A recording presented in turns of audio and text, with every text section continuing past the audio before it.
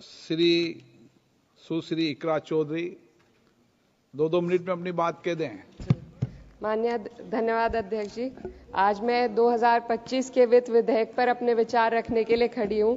सरकार इस बजट को जन कल्याणकारी बता रही है, लेकिन क्या ये वास्तव में गरीबों, किसानों, श्रमिकों और मध्यम वर्ग के हितों की रक्षा करता है? क्या ये युवाओं को रोजगार देगा? क्या महंगाई में राहत देगा? लगातार हम पढ़ते आ रहे हैं कि भारत की जीडीपी पिछले 10 वर्षों में दोगुनी हो गई है और हम जापान और जर्मनी को पीछे छोड़ते हुए 27 तक दुनिया की तीसरी सबसे बड़ी अर्थव्यवस्था बनने के ओर अग्रसर है। लेकिन यह उपलब्धि तब फीकी पड़ जाती है जब हम प्रति व्यक्ति जीडीपी के आंकड़ों को देखते हैं, जिसमें भारत विश्व स्तर पर 100 से अधिक देशों से पीछे है। 23-24 के लिए स्थिर कीमतों पर प्रति व्यक्ति जीडीपी केवल 1,24,600 रुपए है। ये कोई आश्चर्य की बात नहीं कि सरकार इस डेटा पर बात करने से बचती है, क्योंकि वे ये नहीं समझा सकते कि पूरे देश की जीवन स्तर में वृद्धि क्यों नहीं हो रही।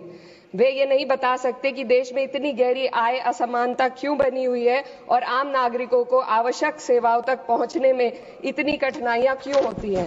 सरकार दावे करती है कि भारत की अर्थव्यवस्था दुनिया में सबसे तेजी से बढ़ रही है, लेकिन इस विकास का लाभ केवल अमीरों को मिल रहा है। आज हमारे देश में शिक्षित युवा नौकरी की तलाश में दर-दर भटक रहा है।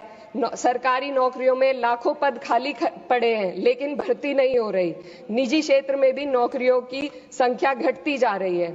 उधर देश की शीर्ष 1% अमीरों के पास 40% से अधिक संपत्ति है, जबकि करोड़ों लोग 2 वक्त की रोटी के लिए संघर्ष कर रहे हैं। यह आर्थिक असमानता लगातार बढ़ रही है क्योंकि सरकार की नीतियां बड़े उद्योगपतियों को फायदा पहुंचाने के लिए बनाई जा रही है, जबकि गरीबों और मध्यम वर्ग को महंगाई और टैक्स के बोझ तले दाबा जा रहा है।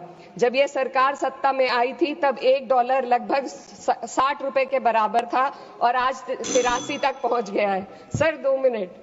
रुपए की इस गिरावट का सीधा असर आम जनता पर पड़ता है। इस सरकार की मौजूदा वित्तीय नीतियां पूरी तरीके से अमीरों के पक्ष में झुकी हुई है।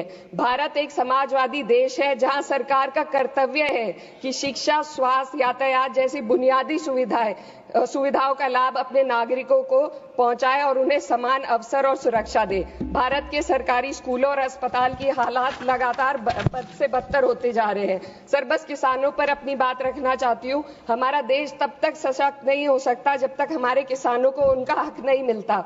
2023-24 में भारत की 46% श्रमिक आबादी कृषि क्षेत्र में कार्यरत थी, फिर भी इस क्षेत्र को नजरअंदाज किया जा रहा है।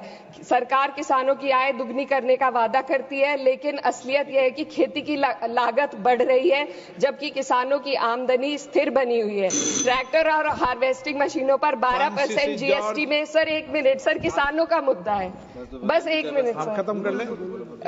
हार्वेस्टिंग मशीनों पर 12% जीएसटी से किसानों को परेशानी और बढ़ रही है।